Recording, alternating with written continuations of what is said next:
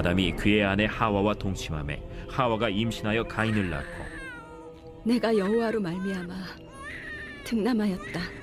그가 또 가인의 아우 아벨을 낳았는데 아벨은 양치는 자였고 가인은 농사하는 자였더라. 세월이 지난 후에 가인은 땅의 소산으로 제물을 삼아 여호와께 드렸고 아벨은 자기도 양의 첫 새끼와 그 기름으로 드렸더니 여호와께서 아벨과 그의 제물은 받으셨으나 가인과 그의 제물은 받지 아니하신지라.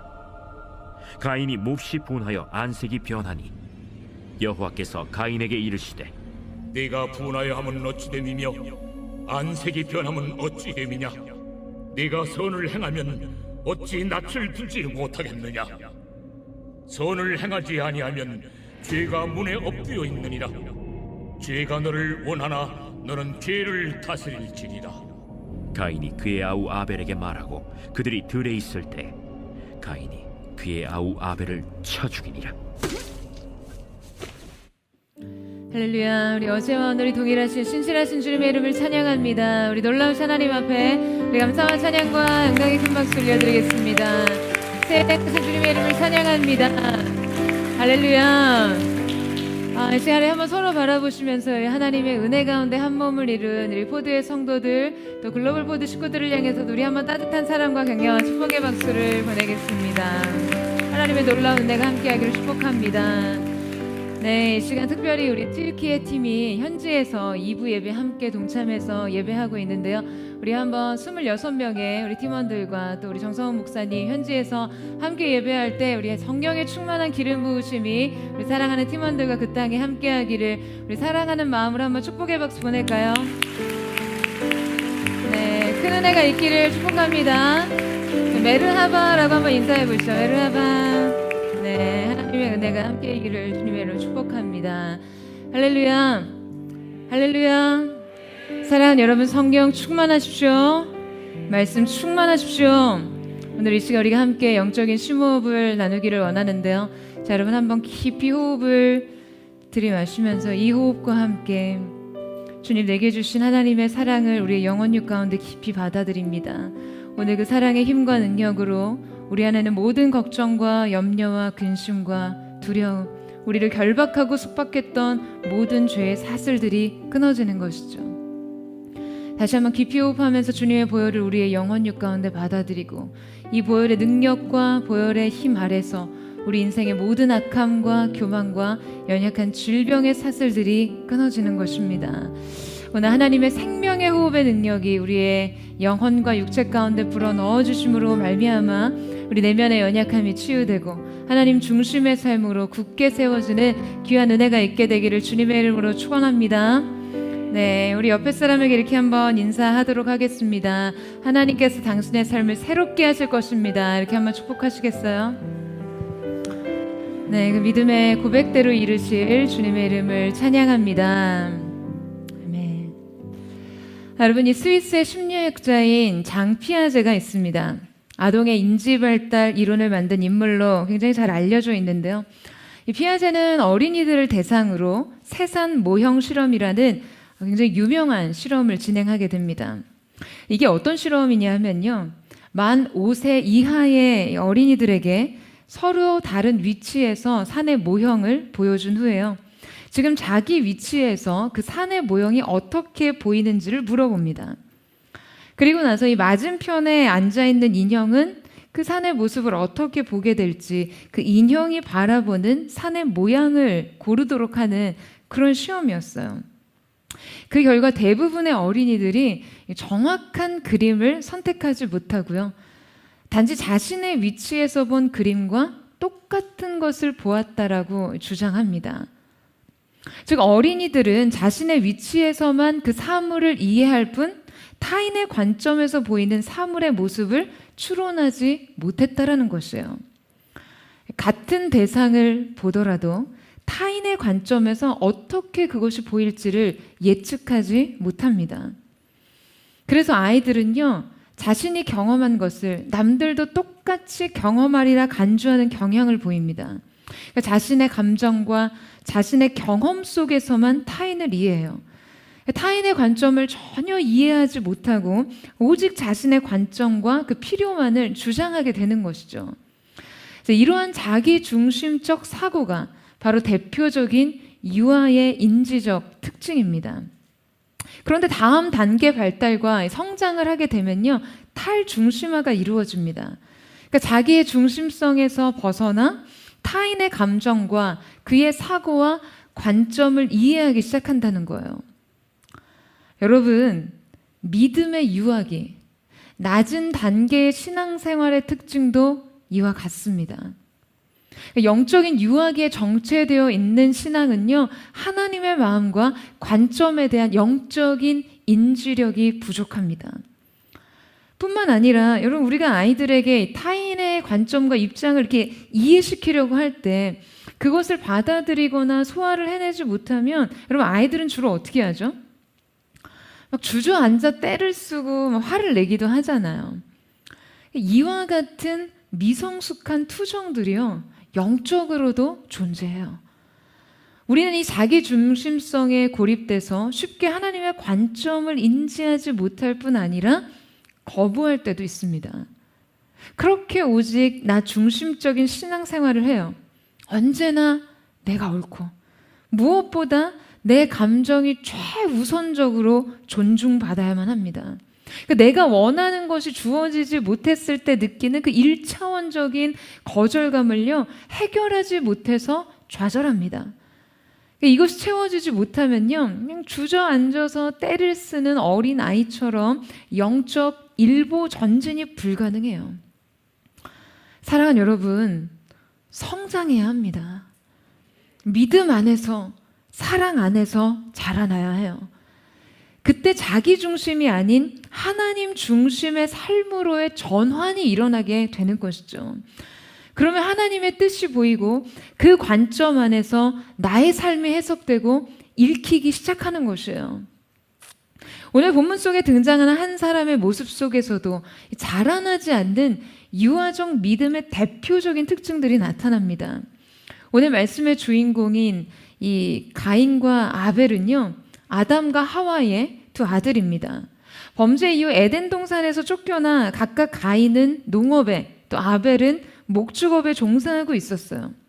두 사람은 자신의 직업에서 얻은 결과물을 가지고 하나님께 제사를 드렸어요. 그리고 바로 이 한 번의 제사가 그들의 운명을 바꿔놓는 계기가 되었습니다. 여러분, 예배가요, 한 사람의 운명을 결정합니다. 여러분, 모든 실패는 예배의 실패에서부터 시작됩니다. 왜냐하면 범죄 이후에도 하나님께서는 하나님과 인류의 유일한 접촉점을 예배를 통해 열어놓으셨거든요. 예배는 죄의 실패로 인해 하나님의 진노와 저주 아래 심판을 받아야 했고, 하나님과는 완전히 단절될 수밖에 없었던 우리에게 다시금 하나님과의 관계 회복의 기회를 주신 것이에요. 여러분, 그렇다면 이 에덴 동산에서 추방된 인간에게 있어서 절대적으로 중요한 문제는 무엇이겠습니까? 하나님과의 완전한 연합과 막힘없는 교제가 불가능해진 인간이 회복해야 할 유일한 것이 여러분 어디에서부터 나왔겠어요? 바로 예배에 있습니다. 예배가 앞으로 아담의 후손이 살아갈 인생의 모든 문제 중 가장 중요하고 우선적인 문제였어요. 여러분, 그들이 살 길은요, 이뿐이었습니다. 그러니 예배에서 실패한다는 것은요, 가장 결정적인 실패를 의미하는 것이죠. 여러분, 해녀들의 이 물속 작업을 물질이라고 하잖아요. 해녀들은요, 산소 공급 장치 없이 물속으로 약 15m 이상 아래까지 내려가서 1분 이상을 작업합니다. 해녀들은 물속에서 몸이 그 수압을 견뎌내는 시간과 산소의 양을 감지해서 이 수면까지의 거리를 가늠하며 잠수 시간을 조절해야 하는데요. 이때 이 물질의 시간을 조절을 잘 못하거나 눈앞에 보이는 것에 대해 욕심을 내다가요, 자신의 숨의 한계를 잊고 제때 숨을 쉬지 못하면 그녀들의 삶의 터전이자 보고였던 바다는요, 곧장 그녀들의 무덤이 되어버리고 맙니다. 여러분, 우리의 영혼도 마찬가지입니다. 하나님이 없는 이 세상은요, 숨을 쉴 수 없는 이 물속과 비슷해요. 어느 작가가 인생은 욕망의 바닷속에 자맥질에 들어가는 것인지 모른다라는 말을 했어요. 우리는 이 욕망의 바닷속에서 인생의 물질을 합니다. 먹고 사는 일, 배우고 익히는 일, 돈을 벌고 명성을 얻고 눈에 보이는 것을 손에 움켜쥐는 그 모든 활동을 해나가요. 마치 그 바닷속의 물질처럼요. 그런데 이 모든 것은 근본적으로 우리의 영혼의 생명과 직결되는 것은 아닙니다. 우리의 생명, 우리 영혼의 생명은요, 생명의 호흡을 주시는 분에게만 달려 있어요. 여러분, 아멘이세요? 우리는 물질을 하다가도 우리의 날숨과 들숨이 끊어지기 전에 얼른 수면 위로 올라와 그 한 번의 호흡을 해내야만 해요. 이 한 번의 호흡을 통해서 우리의 영적인 생명이 유지됩니다. 이것이 바로 안식의 여정이에요. 이것이 바로 예배의 회복이죠. 하나님이 주시는 안식의 때 우리는 그분 안에서 우리의 새로운 호흡을 공급받고 얻는 것입니다. 인생의 주인이신 그분을 예배함으로 다시 인생의 바다에서 물질을 할 수 있는 한 번의 호흡을 얻게 돼요. 사랑하는 여러분, 매주 여러분이 돌아가는 그 삶의 현장이 얼마나 거칠고 얼마나 숨막히고 얼마나 치열한지 알아요. 마치 깊은 바다와 같죠. 우리의 영혼은 계속해서 그 깊은 물 아래로 가라앉는데 이 물살을 따라 계속해서 떠내려가는데 그 치열한 물질을 멈추고 그 물의 모든 저항을 거스르며 발길질을 해서 수면 위로 올라오는 이것이 여러분에게는 버거운 일일지 몰라요. 한 번의 예배를 온전히 지키는 것, 그것이 여러분에게는 이러한 과정인지도 모르죠. 하지만 여러분, 숨은 쉬셔야죠. 이 숨을 제때 쉬지 않으면 여러분의 삶의 현장이 바로 질식의 장소가 될 수 있습니다. 여러분의 그 삶의 터전이 여러분의 영혼의 무덤이 될 수도 있어요. 아담 이후에 인간의 추방된 삶에서 회복해야 할 가장 우선적인 문제는 예배입니다. 이것은 변함이 없어요. 아니, 변할 수 없는 진리입니다. 오늘 말씀은요, 대개 예배 태도와 모범에 대해서 다루는 대표적인 본문입니다. 하지만 단지 예배를 어떻게 드려야 하는가에 관한 말씀이라고 하기엔 본래의 의도를 정확하게 찾았다고 보기 좀 부족합니다. 예배를 잘 드렸던 아벨의 존재감보다 오히려 예배를 드리는데 실패한 가인의 존재감과 그런 실패자 가인과 하나님과의 관계성이 더 많은 포커스를 맞추고 있기 때문이에요.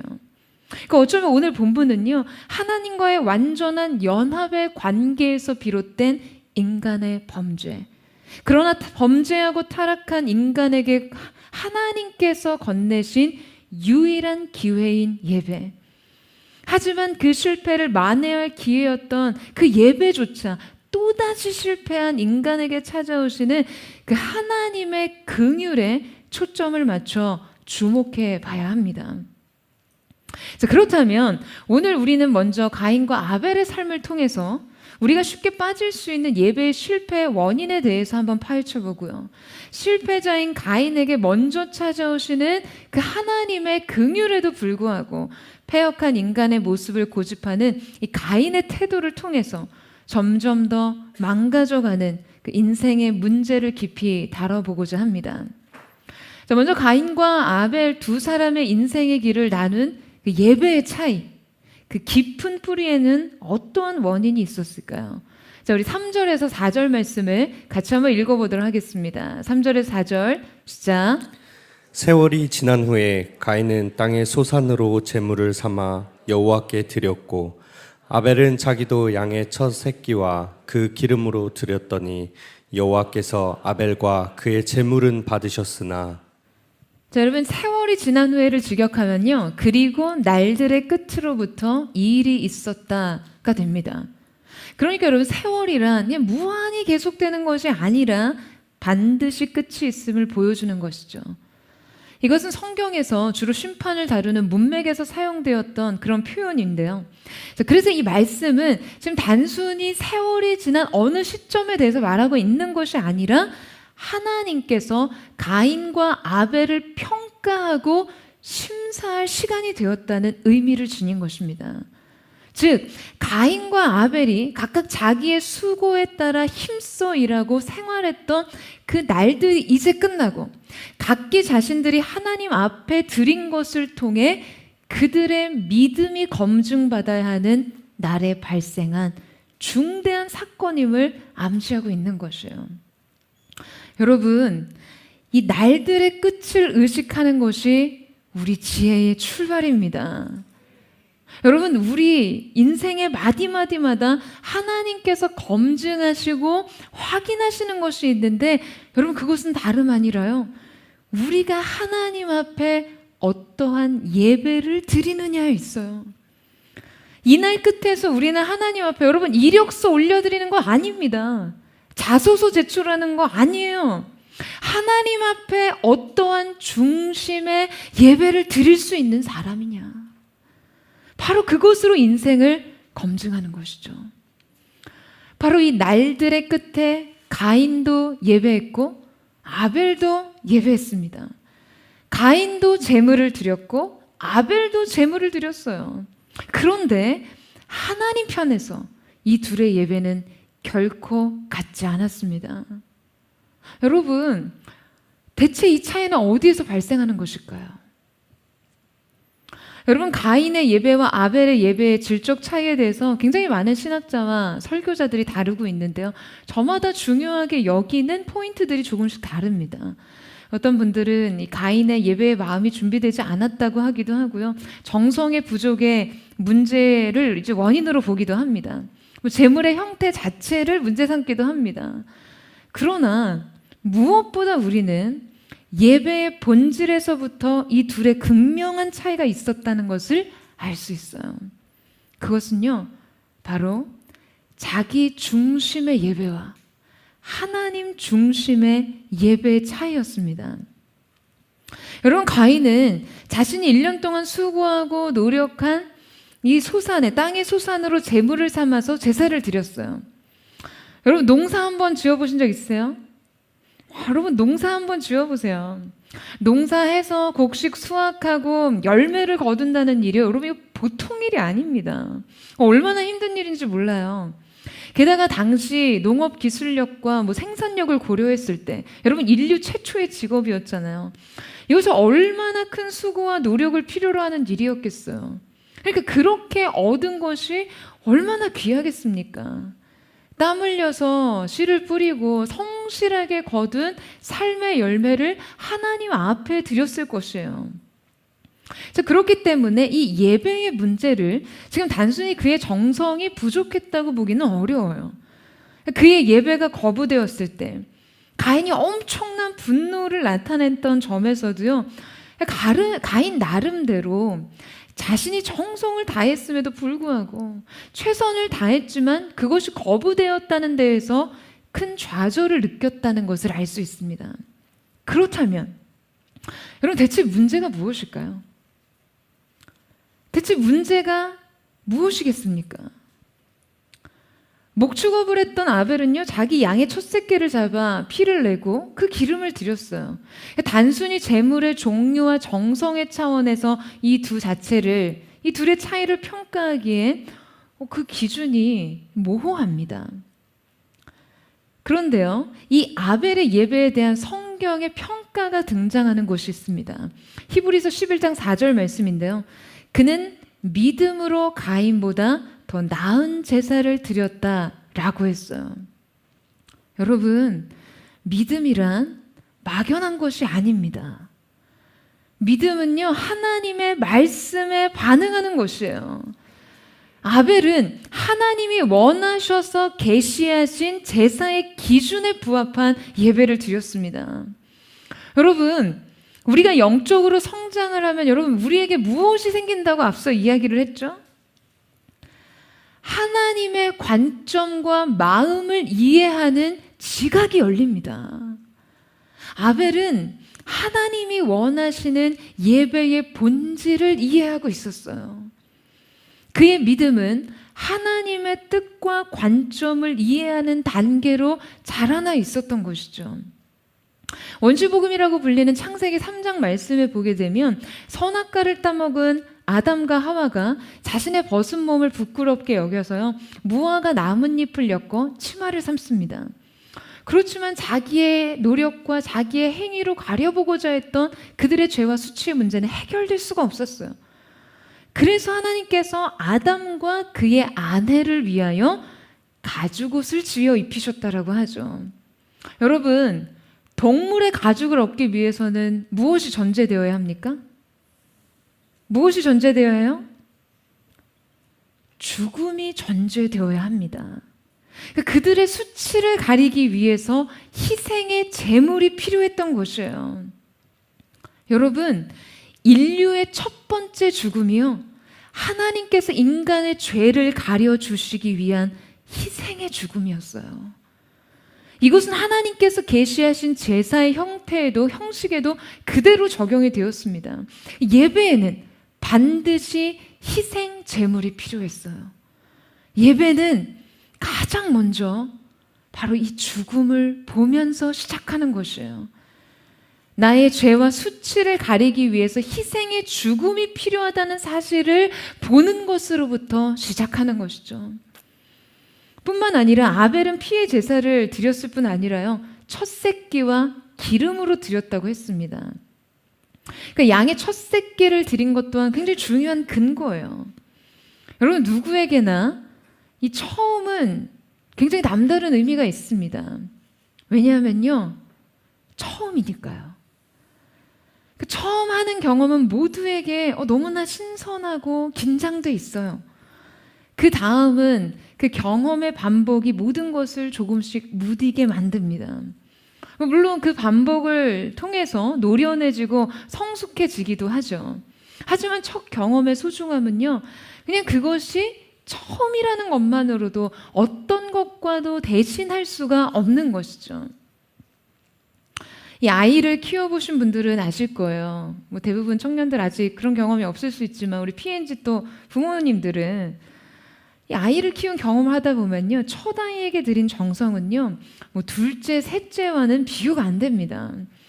여러분 오해하지 마세요. 둘째, 셋째를 덜 사랑한다는 말이 아니에요.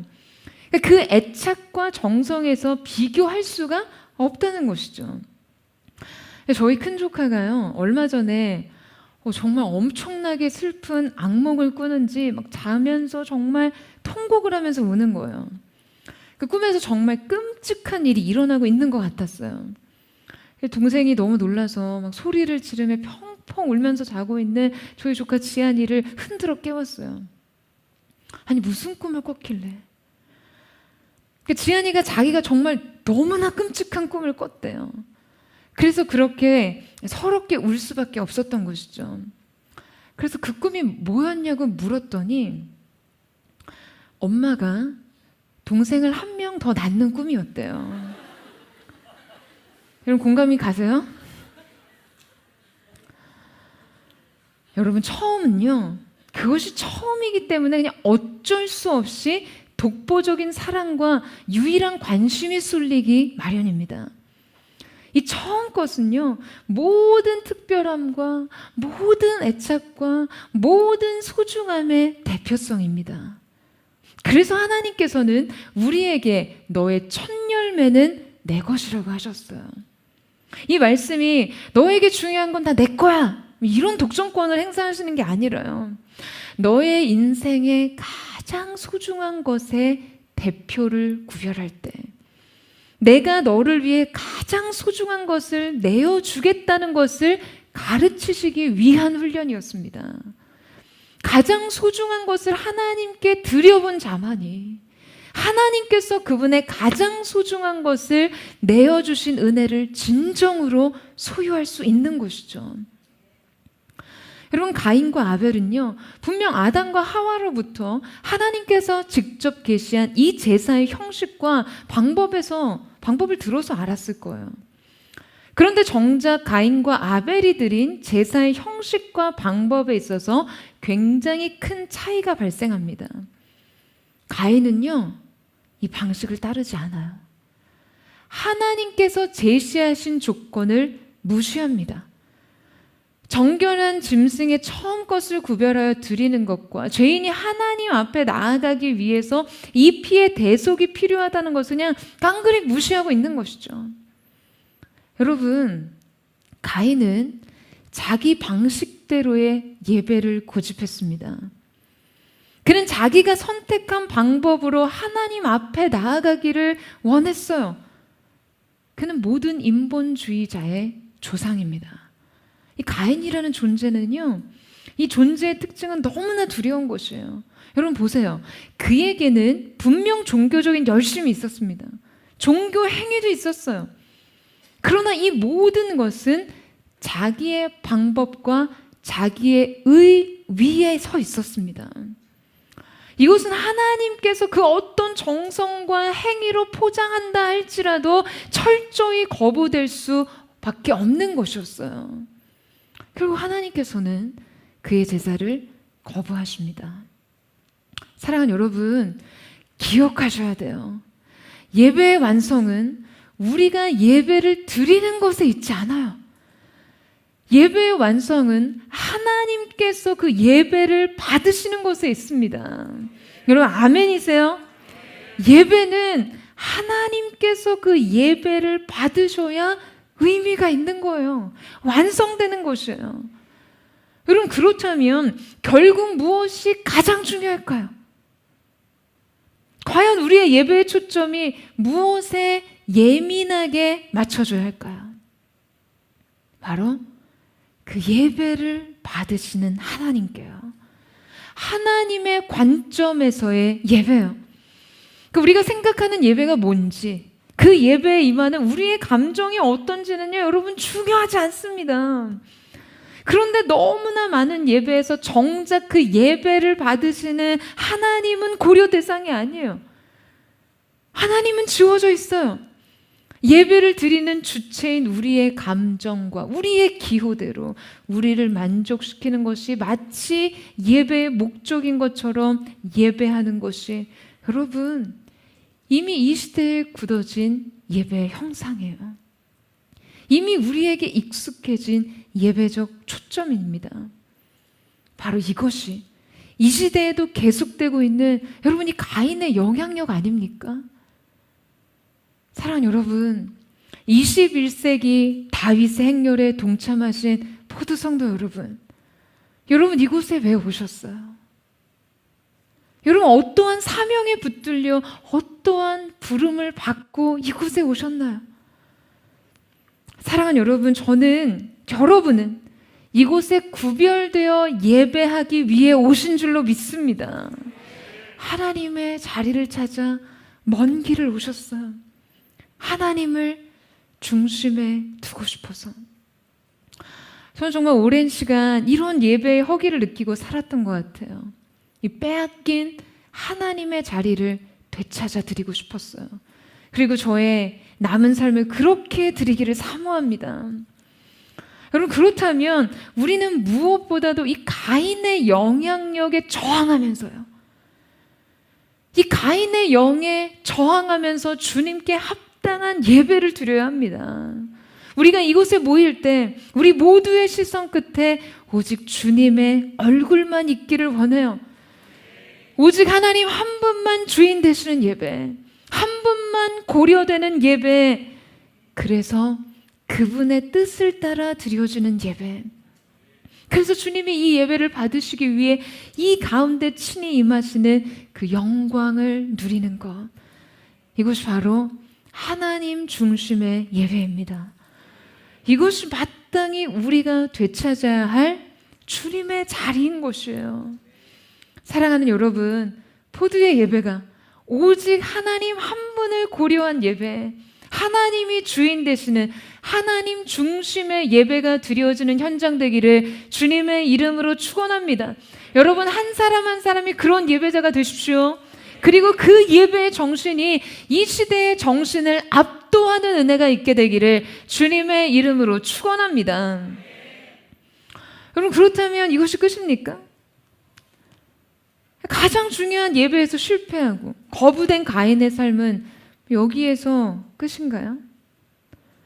아니에요, 여러분. 가인의 예배가 하나님 앞에서 거부되었다고 해서 그의 인생 속에 부여하신 하나님께서 기회를 주신 그 은혜가 완전히 걷어가신 것은 아니었어요. 이것이 바로 하나님의 긍휼입니다. 그렇기 때문에 가인이 분명 하나님 앞에 연약한 방식으로 섰고, 그래서 자신의 제사가 하나님 앞에 거부됐지만, 여러분, 가인에게는요, 하나님 앞에 돌이킬 수 있는, 자신을 돌아볼 기회가 있었습니다. 그가 왜 자신의 예배가 하나님 앞에 연락될 수 없는지, 무엇이 문제였는지 자기 영혼의 문제를 직면해야 했어요. 여러분, 우리도 실패할 수 있습니다. 우리도 때로 거절될 수 있어요. 우리도 연약해요. 하지만 여러분, 그때라도 언제나 하나님 앞에 자신을 직면하고 돌이킬 수 있는 결단이 있기를 축원합니다. 우리의 연약함에도 불구하고 여전히 기회를 주시는 하나님 앞에 돌아서야 하는 것이죠. 그런데요, 예배의 실패 이후 가인의 결정적인 결함은 이후 그의 행위 속에 더욱 구체적으로 다뤄지고 있는데요. 자, 우리 5절에서 6절 말씀을 같이 한번 읽어보도록 하겠습니다. 시작. 가인과 그의 재물은 받지 아니하신지라 가인이 몹시 분하여 안색이 변하니 여호와께서 가인에게 이르시되 내가 분하여 함은 어찌 됨이며 안색이 변함은 어찌 됨이냐. 가인이 몹시 분하여 안색이 변하니. 여러분, 이 말씀을 히브리 원어로 보면요, 뜨겁게 타오르다, 맹렬하다, 미치다, 한탄하다, 근심하다 라는 뜻으로 정상적인 상태에서 벗어나 매우 다양한 심적 상태를 나타내는 용어예요. 여러분, 지금 가인이 분노합니다. 맹렬히 타오르는 불처럼 안색이 변하기 시작해요. 어이없죠? 아니, 적반하장도 유분수지. 아니, 저도 이 말씀 읽다가 정말 분노가 일어나요. 여러분, 이 분노는요, 바로 피해자의 분노였어요. 지금 가인의 분노의 대상은 하나님과 동생 아벨을 향해 있었습니다. 근데 이 둘을 향한 분노의 성격은 조금 다른 것이었는데요. 먼저 하나님에 대한 분노는 여러분 어떤 것일까요? 바로 거절감에 대한 분노였던 것이죠. 그는요, 자신의 정성에도 불구하고 자신의 제사가 하나님 앞에 거부되었다는 데에 막 참을 수 없는 분노를 느꼈어요. 여러분, 지금 가인이 이토록 화가 난 이유가 무엇일까요? 가인의 가장 근본적인 죄성은요, 지독한 자기 중심성이었습니다. 그는 자기 중심적인 예배를 주님 앞에 드려서 지금 그 예배가 거부되었음에도 여전히 자신을 포기하지 않고 그 자기 중심적인 관점 안에서 막 감정을 폭발시킵니다. 그는 자신이 거절됐다는 것을 막 참을 수가 없었어요.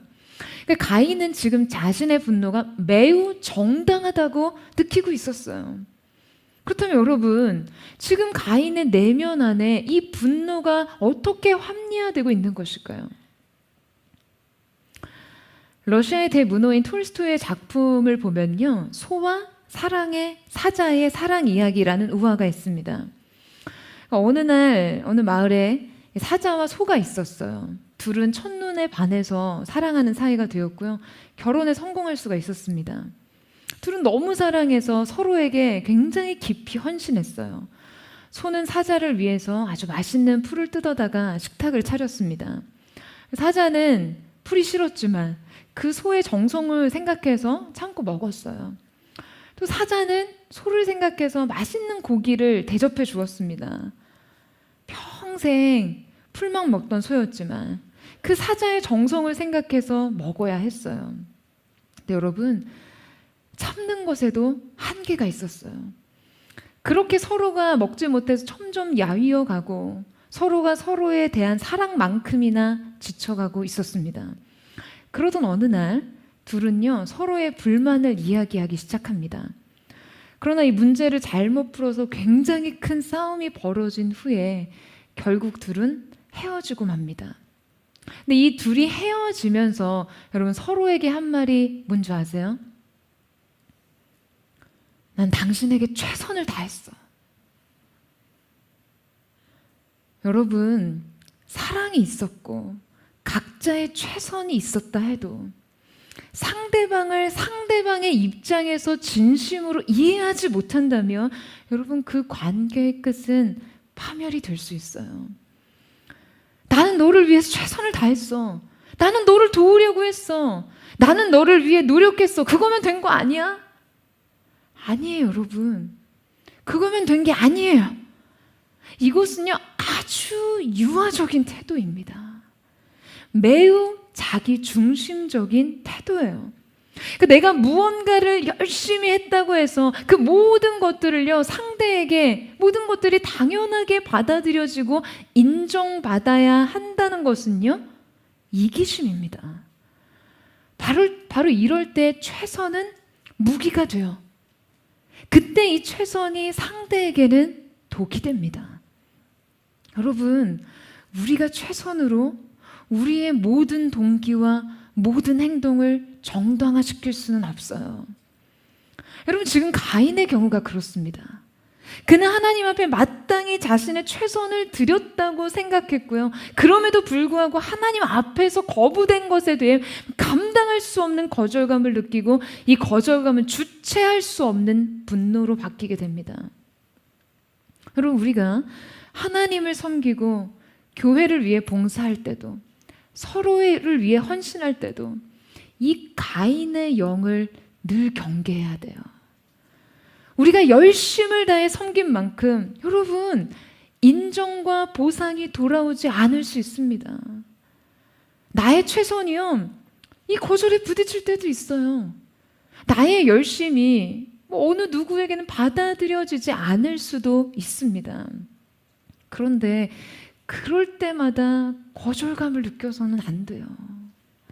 그럴 때 외로움을 느껴서는 안 됩니다. 자기 중심성은요, 영혼의 무덤이에요. 이 관점에 고립되면 영혼은 이 무덤에 매몰됩니다. 여러분, 나의 최선과 열심이 엇나간 우리의 중심을 정당화해 줄 수는 없습니다. 자기 중심적인 마음과 태도를 버리고 하나님께서 우리 인생에 열어두신 기회에 반응하는 사람들 되시기를 주님의 이름으로 축원합니다. 여러분이 사랑하고 섬기는 관계에 대해서도 적용해 보세요. 나 자신의 중심이 아닌 타인의 중심의 관점에서 하나님의 사랑을 전할 수 있는 거룩한 은혜가 있게 되기를 주님의 이름으로 축원합니다. 근데 가인은요, 이 분노를 동생 아벨에게도 이입했어요. 이 분노는 아벨에게 시기와 질투심으로 향했습니다. 근데 여러분, 사실 아벨은 가인의 실패에 관계된 것이 없어요. 아벨은 가인에게 해를 입힌 것이 없었습니다. 하지만 가인은 직접적으로 아벨을 해치고 파괴하는 것까지 자신의 분노를 터뜨리게 됩니다.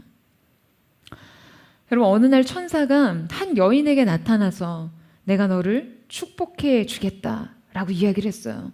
그리고 내가 원하는 친구 한 사람에게는 너에게 주는 축복보다 갑절의 축복을 더 주겠다, 더 축복해 주겠다라고 했어요. 그랬더니 이 여인이요, 어느 누구도 자신보다 훨씬 더 많이 가지는 것에 대해 못마땅한 나머지 오히려 자신이 시기하고 질투한 한 친구를 생각해냅니다. 그래서 말하기를, 천사여, 저에게 주실 축복을 갑절이나 줄 사람이 있습니다. 바로 저 사람입니다. 라고 의기양양하게 말했어요. 그래서 천사가 그럼 너에게는 어떤 축복을 바라느냐? 라고 물었습니다. 그랬더니 그녀는요, 제 눈을 하나만 멀게 하여 주십시오. 라고 대답했어요. 무슨 말인지 이해가 되세요? 이게 무슨 말이냐 하면 나의 한쪽 눈을 잃게 해서라도 질투하고 시기하는 친구의 두 쪽 눈을 잃게 하고 싶은 거죠. 그러니까 누군가가 나보다 갑절의 능력을 소유하느니 그냥 나를 파괴해서라도 이것을 허용하지 않겠다는 거예요. 여러분, 이 시기와 질투심은요, 분별을 완전히 잃어버린 욕망이 되어버립니다. 이 감정에 사로잡히게 되면 끝내 그것이 자신을 망치고 파괴하는 것까지 이르기까지 제어할 수가 없어요. 그래서 우리가 처음부터 틈을 내어줘서는 안 되는 감정인 것이죠. 여러분, 가인은 끝내 자기 아우 아벨을 살해합니다. 창세기 인류의 첫 살인이 등장하게 돼요. 근데 이 무시무시한 범죄가 다름 아닌 예배로 인해 촉발됐고, 자기 중심성이라는 지독한 완악함에 고립돼서 실행되었다는 것을 여러분 기억하셔야 돼요. 우리는 우리 자신에게 틈타는 이 가인의 영을 경계해야만 합니다. 여러분 아멘이세요? 거절 감정으로 정당화되고 질투와 시기로 표출되는 이 자기 중심성은요, 여러분 가인의 지배력이에요. 이것은 육신에 속한 사람들의 대표적인 특징입니다. 여러분 자꾸 오늘 이것을 남에게 적용할 것이 아니라요, 자꾸 다른 사람 떠올리지 마시고 걔가 들었어야 되는데 뭐 이런 생각 하지 마시고요, 내 자신을 돌아보는 경계로 삼아야만 합니다. 지금 내 신앙이 머물고 있는 유아적인 관점, 내 신앙이 정체된 감정의 상태, 내 신앙이 고립된 자아의 무덤, 이 모든 것에서부터 여러분 오늘 우리는 빠져나와야만 합니다. 우리가 이것을 정확히 분별하고 경계할 수 있는 믿음의 지혜가 열려지게 되기를 주님의 이름으로 축복합니다. 여러분 마치 이렇게 가인의 인생은요 그냥 끝장난 것 같아요. 그런데 여기서 끝이 아니에요. 하나님의 이야기는 여기에서 끝이 아닙니다. 저는 오늘 본문 6절에 등장하는 하나님의 존재에 대해 새삼 놀라게 됩니다. 6절 7절 말씀에 여호와께서 가인에게 이르시되 내가 분하여 함은 어찌 됨이뇨 안식에 변함은 어찌 됨이냐 내가 선을 행하면 어찌 낫을 들지 못하겠느냐 선을 행하지 아니하면 죄가 문에 엎드려 있느니라 죄가 너를 원하나 너는 죄를 다스릴지라. 여러분 주님께서 이 끔찍한 범죄자에게 찾아오세요. 존엄하신 그분께서 심지어 이 범죄자에게 말을 거세요. 6절에서 15절까지 꽤 많은 분량을 할애해서 성경은 이 둘의 대화를 기록합니다. 근데 이 대화가요, 아담이 범죄한 이후에 하나님과 대화한 구조와 매우 비슷한 패턴을 띱니다. 여러분, 범죄한 아담을 대하셨던 하나님께서요, 다시금 그의 아들 가인의 패역한 범죄 진술을 다시 받으시는 장면을 생각하면요, 참 마음이 아픕니다. 하나님이 과연 인간이란 존재에 희망을 가지실 수 있었을까요? 정말 애초에 잘못된 피조세계라고 생각하시고 그냥 모든 것을 없던 것으로 되돌리실 수도 있지 않았을까요? 그런데 범죄한 아담에게 가죽옷을 지어 입히셨던 것처럼 하나님께서는 가인에게 그를 보호할 표를 주십니다. 15절 말씀 보세요. 우리 같이 한번 읽어보겠습니다. 시작. 여호와께서 그에게 이르시되 그렇지 아니하다 가인을 죽이는 자는 벌을 7배나 받으리라 하시고 가인에게 표를 주사 그를 만나는 모든 사람에게서 죽임을 면하게 하시니라. 여러분 이 사랑이 이해가 되십니까? 이 긍휼이 이해가 되세요? 이 새로운 기회를 범죄한 자에게 건네시는 하나님 아버지의 마음이 납득이 되십니까? 하나님께서 가인을 보호하시는 방식은요, 지금 그의 목숨을 지켜주신 것뿐만 아니라 그가 이 땅에서 살아갈 동안 느낄 타인에 대한 살해, 위협에 대한 보호를 받게 하셨어요. 그러니까 그의 정서적인 상태까지도 돌아보신 것이죠. 표를 주셨어요. 하나님의 보호의 상징을 약속으로 주셨다고요. 여러분, 이 사랑이 이해가 되세요? 이렇게 또다시 새로운 기회가 주어진 이 하나님의 긍휼과 자비가 이해되십니까? 여러분, 이것이 죄인에게 찾아오신 하나님의 사랑입니다. 다시 기회를 주시는 사랑, 죄의 수치마저도 가리워 주시는 사랑. 여러분, 우리는요, 이 사랑 때문에 모든 것을 되돌릴 수 있습니다. 여러분, 무엇이 여러분의 인생을 수치스럽게 하나요? 무엇이 여러분에게 씻을 수 없는 좌절과 실패의 기억인가요? 여러분의 노력으로, 여러분의 의지와 최선을 아무리 가려보려 한 듯 가려지지 않는 자신의 존재를 직면하게 되는 그 과정 속에서요, 하나님께서는 하나님의 어린 양 되신 예수 그리스도로 여러분의 인생에 새로운 존귀의 옷을 입혀주셨습니다. 이 사랑이 우리 앞에 있다고요. 사랑하는 여러분, 이런 주님 앞에 우리가 우리 자신을 내려놓고 반응하지 않으시겠어요?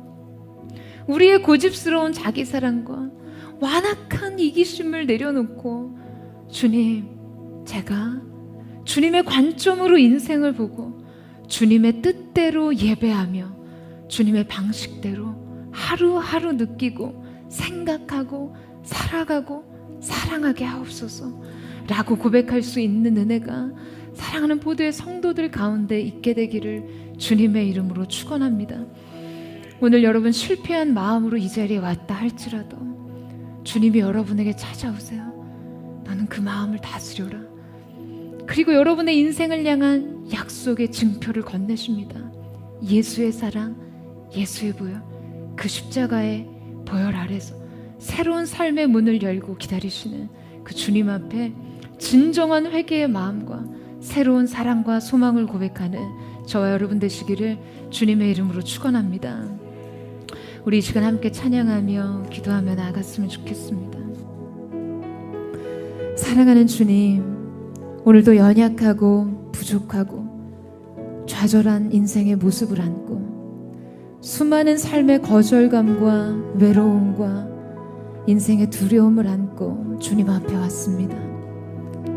우리를 향한 무한한 사랑과 실패한 우리의 존재 안에 다시금 주님 희생의 제물로, 희생의 사랑으로 우리 인생에 가죽옷을 입히시고 우리 가운데 약속의 증표를 주시는 아버지의 사랑 앞에서 이제 우리가 우리 마음을 드리며 우리 자신을 직면하며 하나님 중심의 예배로 돌아가기를 원하오니 주님, 우리를 주님 보좌 가까이 주님께로 이끌어 주시옵소서.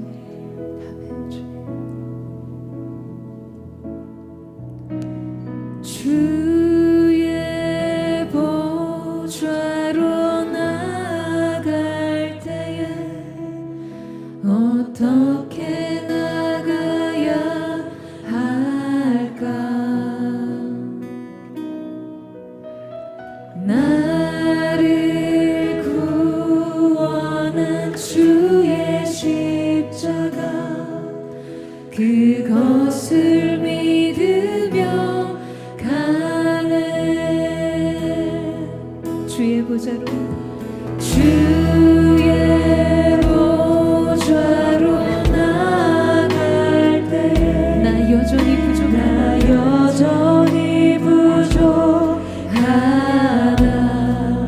나를 품으신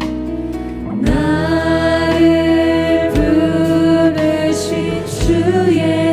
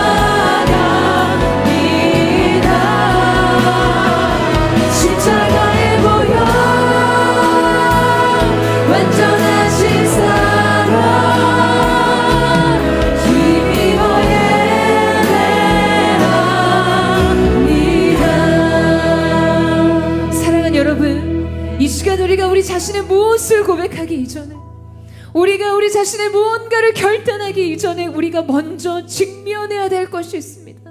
그것은 우리 인생을 향해 희생의 제사, 희생의 제물, 누군가의 죽음을 통해 옷 입혀주신 하나님의 사랑이요, 예수 그리스도의 십자가의 사랑으로 우리의 인생에 얼룩지고 더럽혀지고 실패와 좌절과 두려움과 인생의 거절감과 외로움, 어떤 것으로도 해결할 수 없는 존재적인 절망으로부터 우리를 새 옷 입히시고 우리를 새로운 기회의 예배의 장소로 불러주신 그 하나님의 사랑에 직면하는 것이요. 여러분, 우리는요, 우리 스스로 무화과 잎을 엮고 우리 인생의 수치와 연약함과 외로움을 가리는 이 모든 미련한 시도를 멈춰야만 합니다.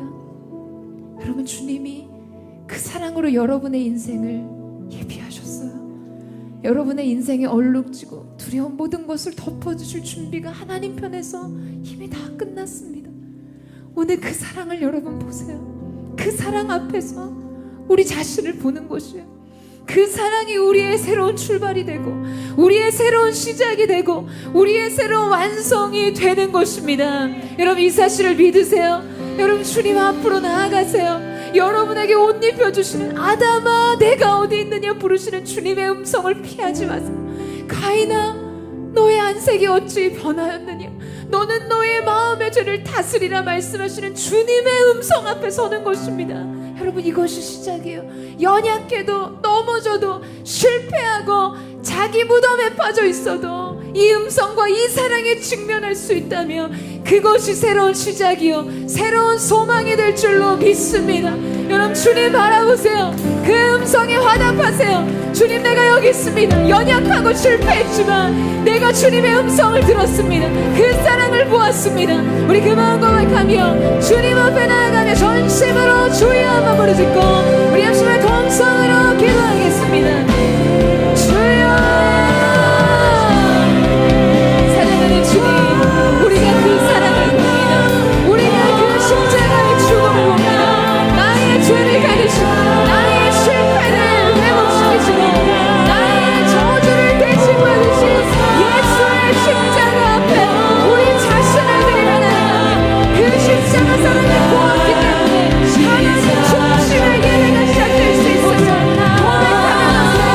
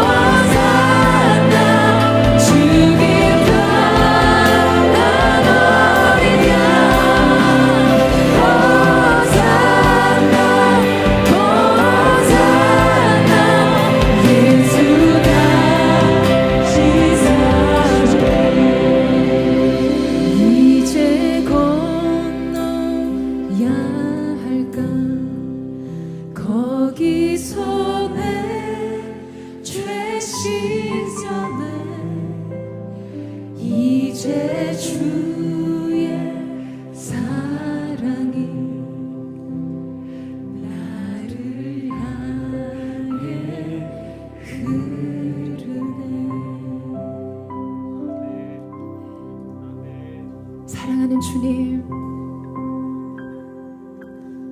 이 아버지의 사랑을 우리가 보게 하여 주십시오. 이 말씀의 중심이 누군가의 실패, 예배의 실패, 반복된 실패도 아니고 그 실패 너머에 계속된 하나님의 사랑, 계속된 하나님의 용서, 계속된 하나님의 함께 하심의 약속을 하나님의 사람들이 먼저 눈떠보게 하여 주십시오. 주님, 우리는 연약합니다.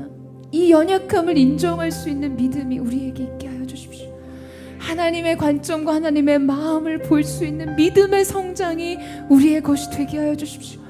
그래서 하나님이 원하신 우리가 갈보리의 십자가, 나를 위한 어린 양의 보혈 아래 서보니 그 피의 희생과 그 죽음의 희생으로 인해 이제 비로소 내 인생에서 주님 앞에 드려야 될 것이 무엇인지를 볼 수 있는 믿음의 시선이 열려지는 거룩한 은혜가 있게 하여 주시옵소서. 오늘 하나님의 사람의 마음들을 어지럽게 만드는 가인의 영을 대적합니다. 예배의 영으로 기름 부어 주시옵소서. 이 시간 하나님의 사람들의 마음을 자기 중심에 매, 나의 감정, 나의 생각에 함몰되게 하며 자기 자아의 무덤에 매몰되게 하는 더러운 영의 결박이 끊어지게 하여 주시옵소서. 가인의 영은 끊어질지어다. 모든 속박의 저주와 굴레가 끊어졌음을 예수님의 이름으로 선포합니다. 오셔서 기름 부어주시고 예배의 영, 예배의 기쁨을 우리 가운데 부어주시옵소서. 전심으로 주의 이름 부르짖고 합심하여 기도하겠습니다. 주여, 사랑하는 주님, 오늘 이 시간 예배의 기쁨이 하나님의 사람들의 인생을 앞서게 하여 주시옵소서. 예수의 십자가의 사랑을 보니 내가 주 앞에 드려야 될 인생의 제물은 자아의 죽음이었음을, 내 자신을 주님 앞에 제물로 드리는 참 예배가 시작되게 하여 주시옵소서. 무엇과도 누구와도 대신할 수 없는 아버지의 사랑, 누구와도 대신할 수 없는 하나님의 완전한 은혜 앞에 우리 자신을 내어드릴 수 있는 놀라운 은총의 역사가 오늘 이 가운데 나타나게 하여 주시옵소서. 모든 좌절과 절망과 인생의 두려움을 뛰어넘는 과거의 실패와 자기 자신에 대한 경계, 모든 괴로운 심리적인 사슬이 끊어지게 하여 주옵소서. 기쁨의 강으로 넘치게 채워주세요. 주님을 예배하는 거룩한 자리로 나아가게 하여 주시옵소서. 할렐루야.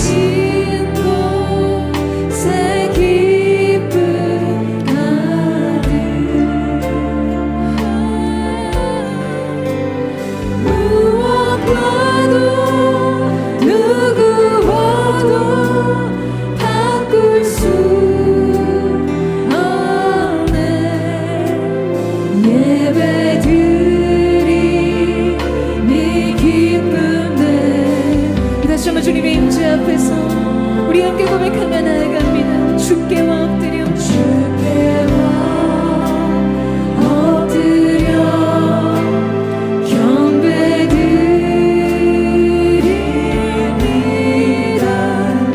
주 계신 곳에 기쁨 가득, 누구와도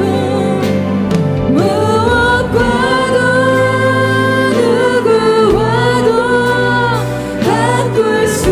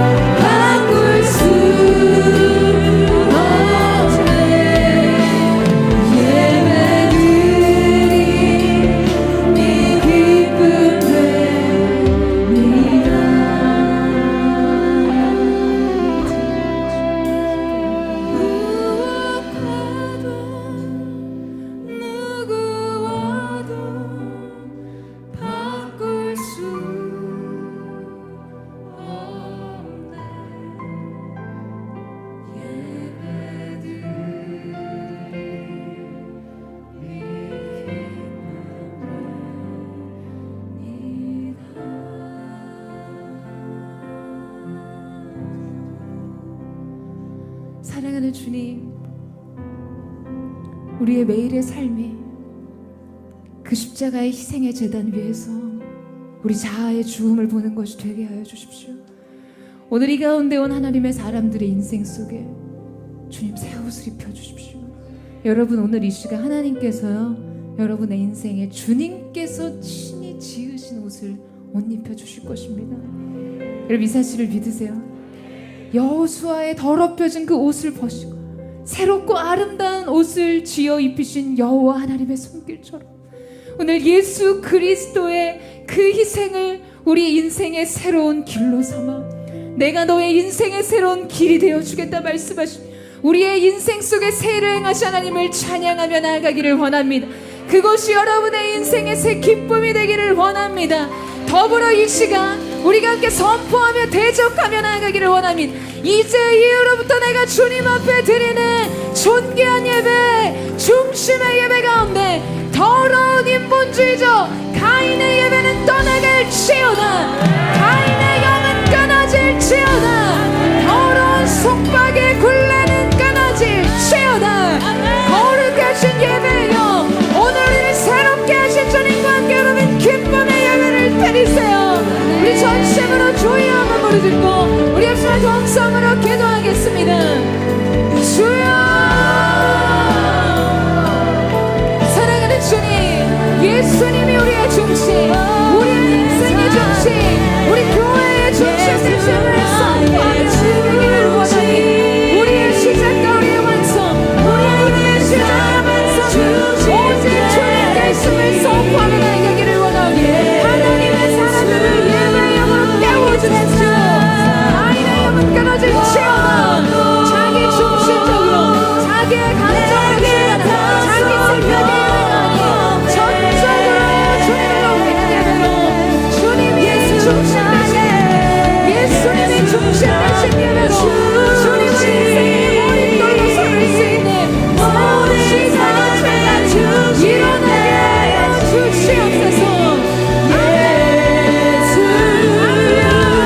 이 세상 어떤 것도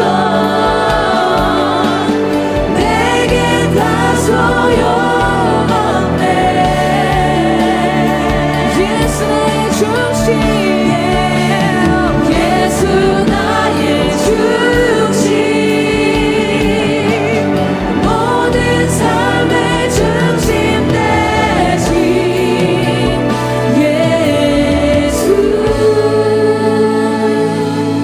내 맘에 오직 예수, 예수 나의 중심, 주 예수만이, 오직 예수만이 내 맘에 오직 예수, 예수 나의 중심, 주 예수만이, 오직 예수만이 내 맘에 오직 예수, 예수 나의 중심, 주 예수만이, 오직 예수만이 내 맘에 오직 예수, 예수 나의 중심, 주 예수만이, 오직 예수만이.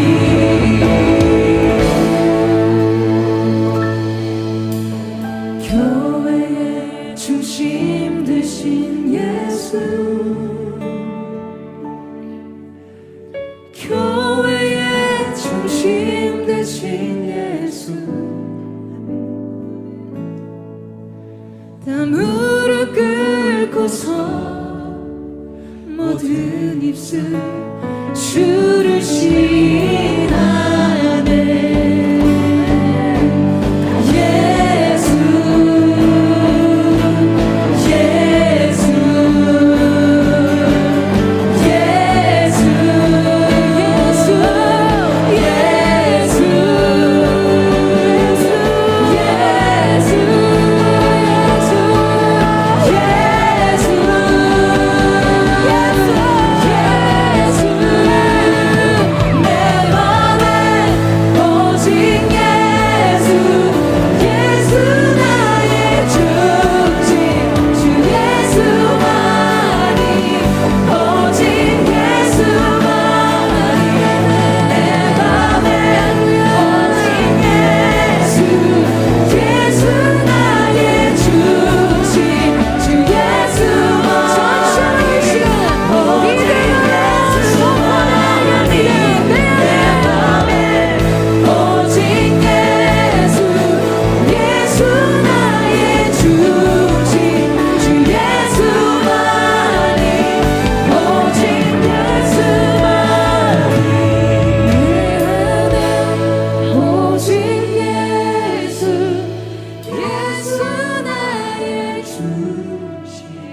주 예수만이 오직 예수만이 내 맘에 오직 예수 나를 주신 주 예수만이 오직 예수만이. 여러분, 오늘 이것이 여러분의 고백이십니까? 이것이 여러분의 인생의 고백이십니까? 주 예수가 내 인생의 중심 되십니다. 주 예수 그리스도가 우리 교회의 중심 되십니다. 여러분, 예수님을 인생의 머릿돌로 여러분의 삶의 건축이 다시금 시작되는 은혜가 있게 될 줄로 믿습니다. 고대에서는 여러분, 건물의 깊이와 높이와 넓이는 머릿돌의 크기와 높이와 넓이에 의해 결정되었습니다. 오늘 여러분이 여러분의 인생의 머릿돌을 예수님으로 삼으며 여러분의 인생은 예수님의 높이와 넓이와 깊이만큼 예수의 장성한 분량까지 자라나게 될 줄로 믿습니다. 주님, 우리가 이 자라나는 성장의 믿음으로 주님 예배할 수 있도록 믿음으로 더 나은 예배들 드리는 거룩한 예배자 되게 하여 주시옵소서. 우리 결단하며 마지막으로 주 앞에 주여 한번 부르짖고 기도하며 나아가겠습니다. 주여, 주님 믿음으로 결단합니다. 예수님을 인생의 기초로 삼으며 예수님의 크기와 넓이와 높이만큼 찬양하는 거룩한 하나님의 사람들 되기를 원하오니 주님 축복하시고 역사하시고 기름 부어 주시옵소서. 한 사람 한 사람의 인생 속에 주님의 위대하신 모든 역사가 나타나게 주옵소서. 예수 그리스도를 인생의 주인으로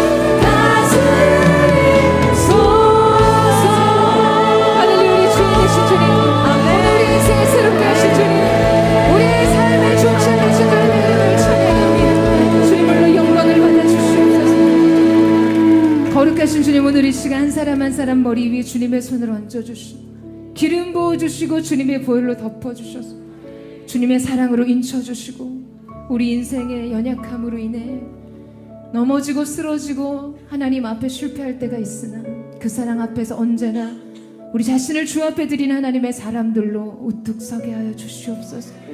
하나님의 임재의 사랑에 힘입어 나 중심의 예배가 아닌 하나님 중심의 예배, 하나님 중심의 삶으로 주 앞에 드리는 거룩한 하나님의 사람들 되게 하여 주시옵소서. 기쁨의 예배가 시작되었음을 예수님의 이름으로 선포합니다. 거룩한 흰옷 입은 무리들아, 여호와를 기쁨으로 찬양